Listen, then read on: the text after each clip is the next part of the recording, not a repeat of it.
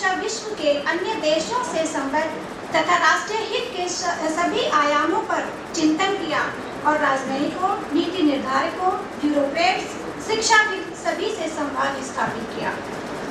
समाज में परिवर्तन मनुष्य निर्माण की शिक्षा देने से ही होगा, अर्थात आपने मैन मेकिंग एजुकेशन पर बल दिया।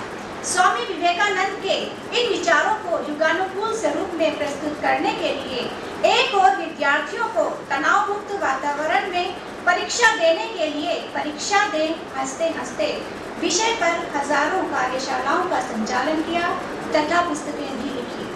व्यक्तित्व विकास पर आधारित गढ़े जीवन अपना पुस्तक भी आपने लिखी है। अन्य 4 पुस्तकों का भी आपने लेखन किया है। भारतीय केंद्रित शिक्षा का मंत्र 14,000 से अधिक शिक्षकों को देते हुए शिक्षक स्वाध्याय कार्यशालाएं आयोजित की हैं। सज्जन शक्ति को संगठित करने में लगे हुए हैं। धन्यवाद।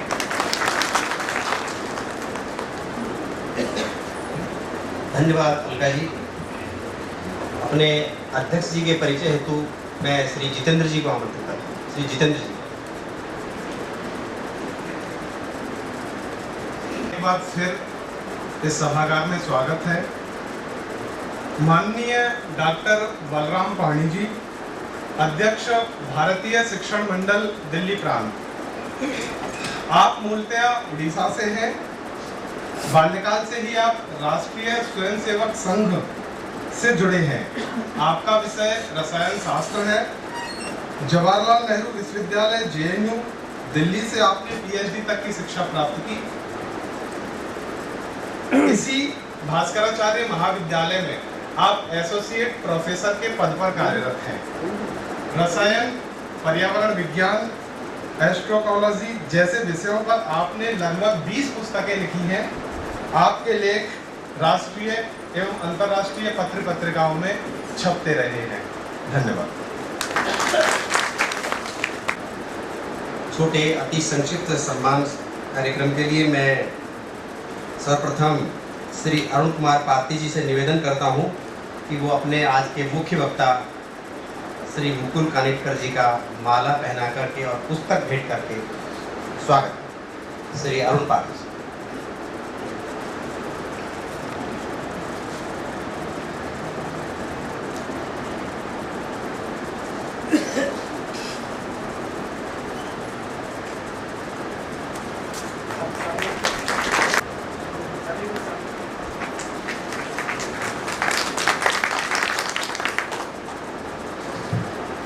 हमारे आज के अध्यक्ष और भारतीय शिक्षण मंडल दिल्ली प्रांत के भी अध्यक्ष, इनके स्वागत के लिए मैं आमंत्रित करता हूं श्री अरुण कुमार जी, हमारे कोष प्रमुख, वो आए और डॉक्टर बलराम पाणी जी का स्वागत करें।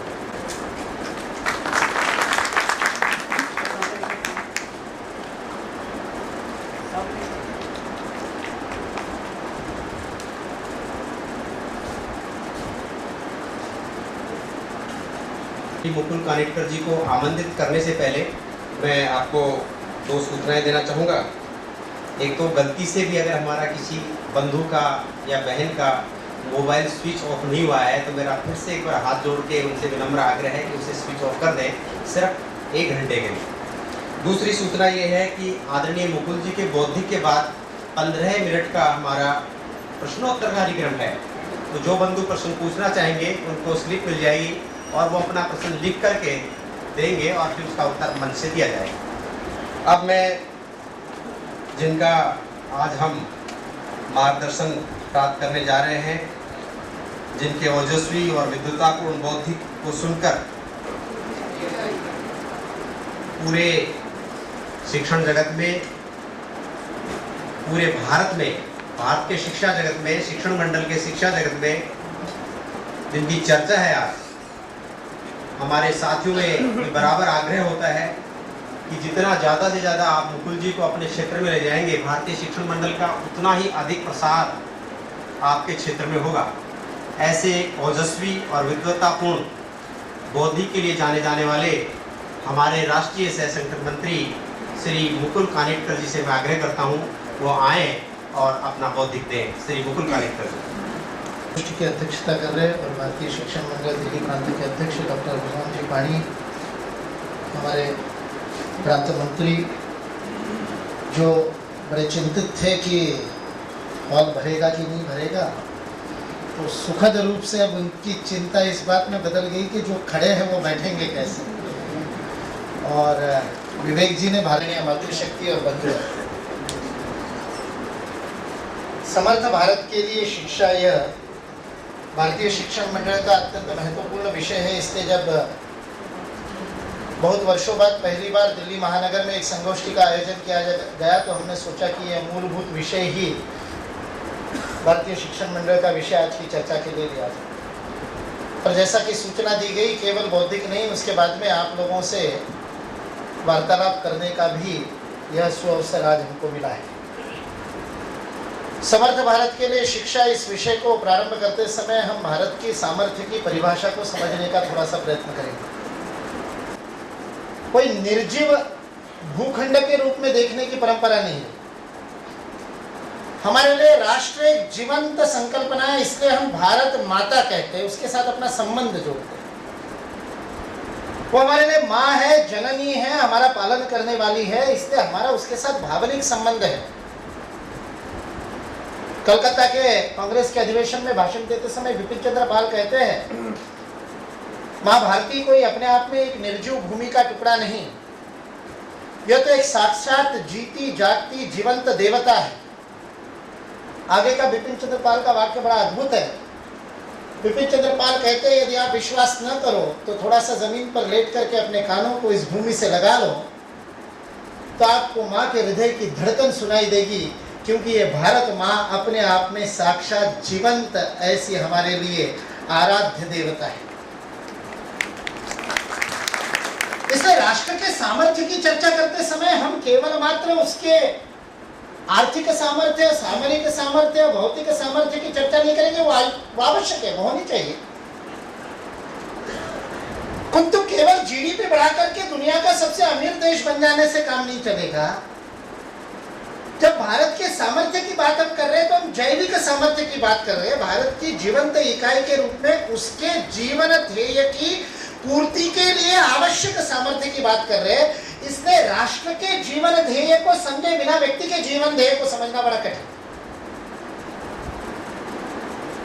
क्योंकि यदि भारत माता को हम मां के रूप में स्वीकार करते हैं, यदि मानते हैं, यदि अनुभव करते हैं, यदि अपने हृदय में उसको मां के रूप में धारण करते हैं, तो फिर हम व्यक्तियों का समूह नहीं रह जाते। फिर हम किसी राष्ट्र के केवल नागरिक नहीं रह जाते जो कानून के, विधि के द्वारा या संविधान के द्वारा बनाए गए नियमों के अंतर्गत चलने के लिए इसलिए बाध्य है कि नहीं चलोगे तो पुलिस पकड़ लेगी। इस भय के कारण नियमों का पालन करने वाले हम केवल नागरिक नहीं रह जाते। यदि इस भारत माँ को अपनी माँ के रूप में ग्रहण करते हैं तो इस विराट राष्ट्र पुरुष के हम अंग बन जाते हैं। इस भेद को समझने की आवश्यकता है। इसलिए भारत का सामर्थ्य उस राष्ट्र के अंगों की, राष्ट्रांगों की भावना के ऊपर निर्भर करता है। यह भेद समझना पड़ेगा। ये केवल व्यक्तियों का समूह नहीं है।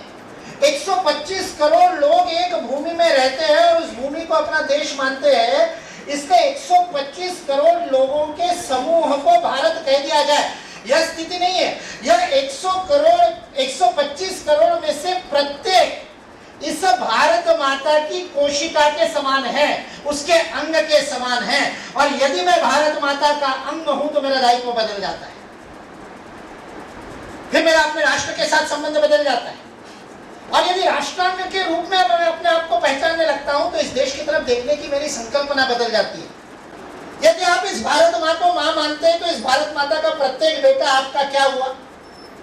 केवल प्रतिज्ञा में कहने की बात नहीं है। यदि मानते हैं कि भाई बहन है तो सड़क के किनारे चलते समय सड़क के किनारे पर पॉलिथीन की पन्नियों की झुग्गी बना करके रहने वाले अपने भाई बहनों को देख करके कभी आंखों में आंसू आए?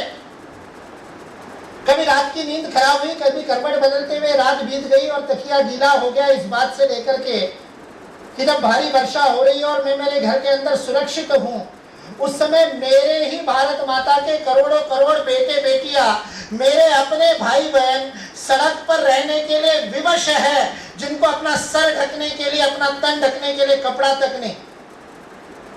स्वामी विवेकानंद का वाक्य, वो कहते हैं न जाने कितने विवेकानंद पैदा होते ही माँ की गोद में तड़प करके मर जाते हैं, क्योंकि उनकी माँ के पास उनका तन ढकने के लिए कपड़ा नहीं होता। मैंने अपने आंखों से दिल्ली में दृश्य देखा है। 1992-93 में मैं दिल्ली में काम करता था।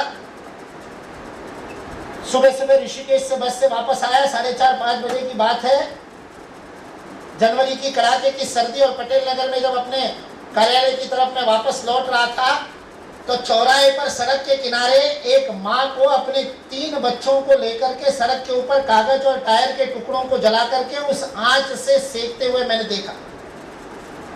सुबह 4:30 बजे उस कड़ाके की सर्दी में उस माँ को ऐसा बाहर देख करके मेरे मन में प्रश्न जगा कि ये क्या हो रहा है, इतने रात गए, ये बाहर क्यों है। जब जाकर के देखा तो उसके रहने के लिए कोई जगह ही नहीं थी, इसलिए वो बाहर सड़क पे थी।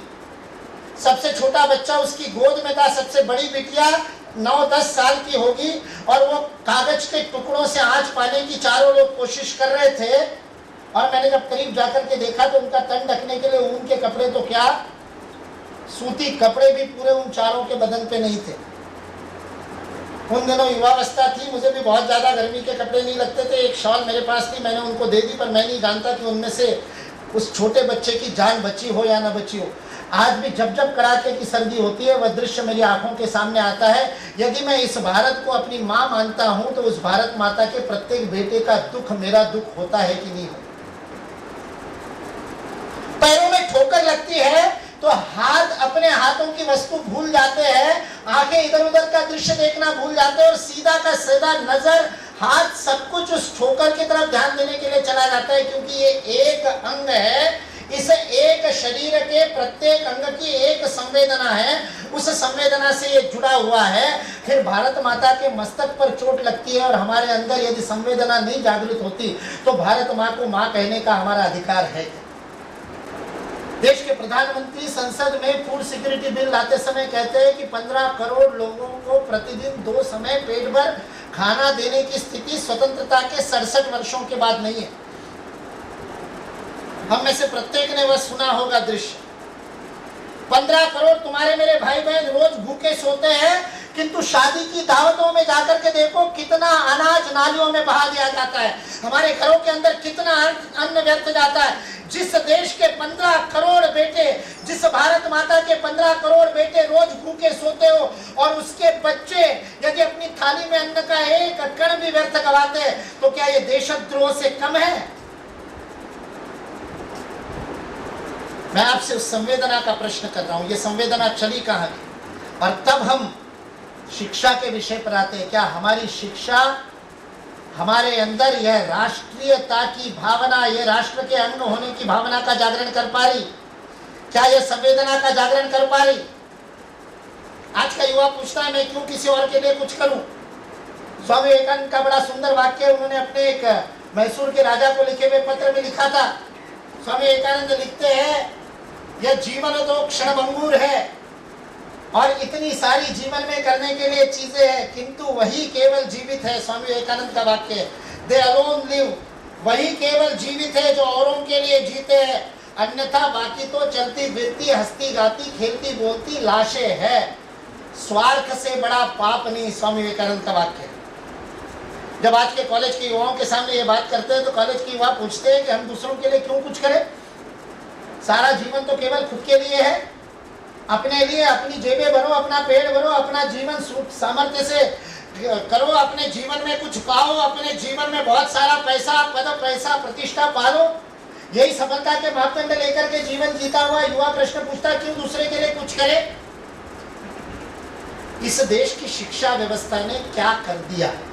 सारी दुनिया पंचतंत्र को देख करके, फ्रांस का लेखक लिखता है कि इससे बढ़िया शिक्षा की और कोई विधि नहीं हो सकती। पंचतंत्र को फ्रांस में फ्रेंच में अनुदित करके इस्तेमाल किया जा रहा है बालकों की शिक्षा के लिए, और भारत में हमने बच्चों को कैसे बना दिया।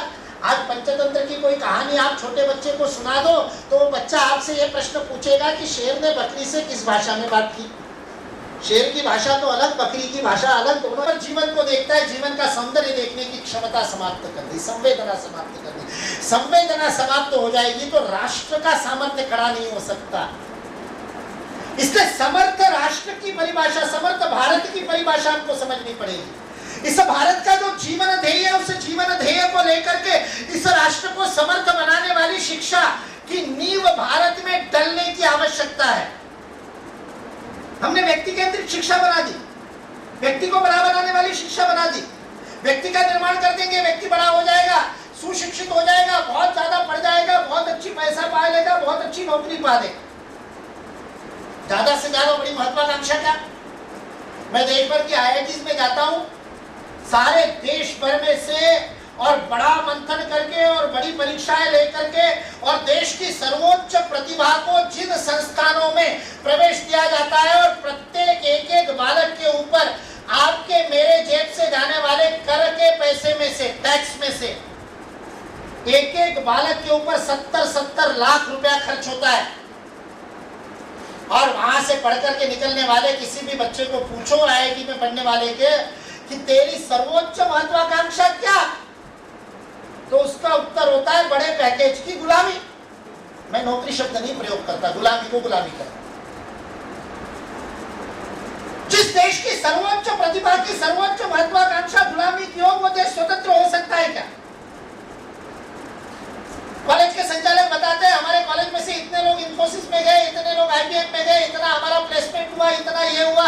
मैं उनको धीरे से पूछता हूँ, इतने सारे नौकर बना दिए, कोई इंजीनियर भी बनाया क्या?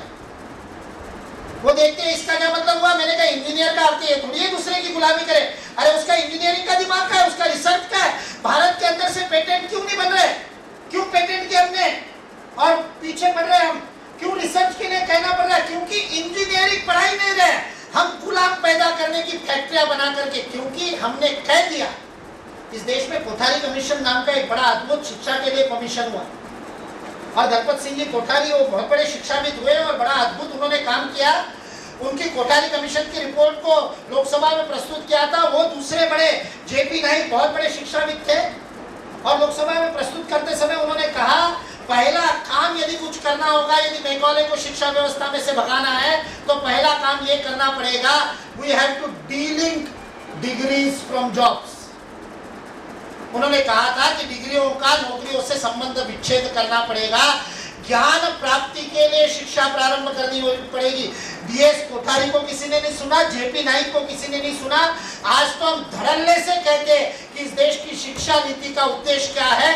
एम्प्लॉयमेंट की गणना आपके देश में होती है, और उस देश को कोई आकर के 1498 में आकर के खोज दिया, और हम हमारे इतिहास के पुस्तकों में लिखते हैं। और मजेदार बात ऐसी है कि खोजा भी क्या, वास्को दी गामा की डायरी गोवा में रखी है, जाकर के पढ़िए। वास्को दी गामा की डायरी में लिखा वास्को दी गामा ने खुद ने। हमारी बातों पर विश्वास नहीं करने की आदत हमारी गुलामी की मानसिकता में घुस गई।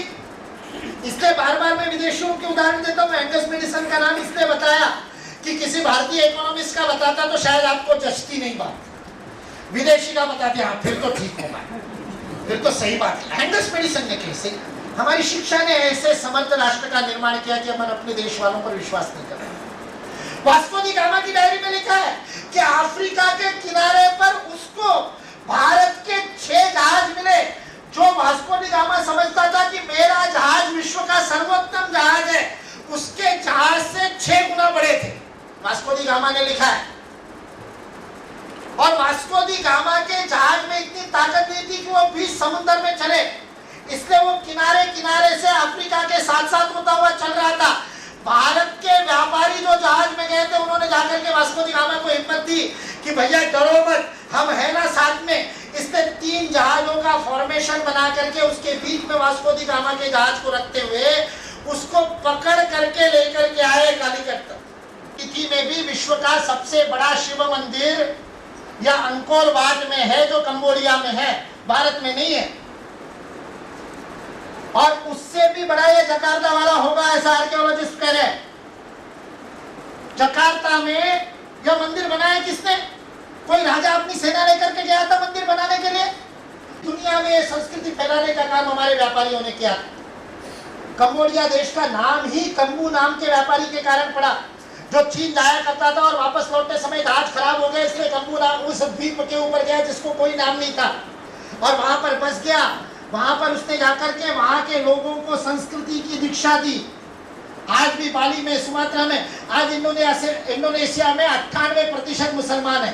उस मलेशिया के अंदर कुआलालंपुर यूनिवर्सिटी में, जकार्ता यूनिवर्सिटी में माँ सरस्वती की 8 फुट की मूर्ति लगी हुई है, मार्बल की बनी हुई। और वो मुसलमान वाइस चांसलर, कुआलालंपुर की यूनिवर्सिटी का मुसलमान वाइस चांसलर रोज अपने कक्ष में बैठने से पहले माँ सरस्वती की पूजा करके बैठता है। मलेशिया में, इंडोनेशिया में रामायण का खेल खेला जाता है दुनिया के 18 देशों के अंदर। वहां के लोग रामायण खेलते हैं। हनुमान जी का काम करने वाला मुसलमान होगा, रावण भी मुसलमान, और सीता का काम करने वाला पुरुष, जैसे अपने रामलीला में पुरुष काम करते हैं महिलाओं का, इंडोनेशिया में भी वैसे ही होता है। भाई इंडोनेशिया में ये संस्कृति किसने फैलाई? हमारे व्यापारियों ने फैलाई। मैं जब विवेकानंद इंटरनेशनल फाउंडेशन में चाणक्यपुरी में काम करता था, हमारे एक रिसर्चर जापान गए।